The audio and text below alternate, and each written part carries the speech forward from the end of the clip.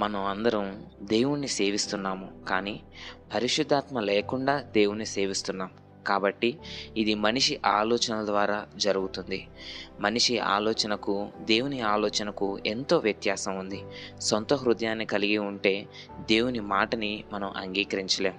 నేను దుష్టమైన వాడిని, నేను అబద్ధికుడిని అన్న విషయం మనకి తెలిసినప్పుడు వారిని నమ్మలేరు. వారు కేవలం బైబిల్‌ని మాత్రమే నమ్ముతారు.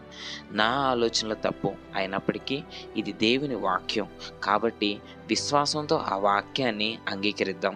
మనం బైబిల్‌లో ఎలాంటి మాటలు కలపకుండా దేవుడు నన్ను రక్షించాడు అంటే నేను రక్షించబడ్డాను.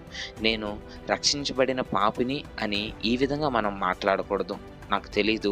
కానీ దేవుడు నన్ను నీతిమంతుడు చేశాడు అంటే నేను నీతిమంతుడిని. నా దగ్గర పాపం లేనట్లే. నేను పరిశుద్ధుడిని.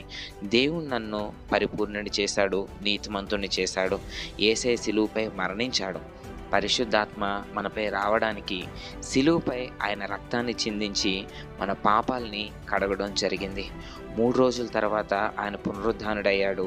ఆయన తన శిష్యులతో ఈ విధంగా మాట్లాడుతున్నాడు. యెరూషలేము నుండి మీరు ఎక్కడికి కూడా వెళ్ళొద్దు.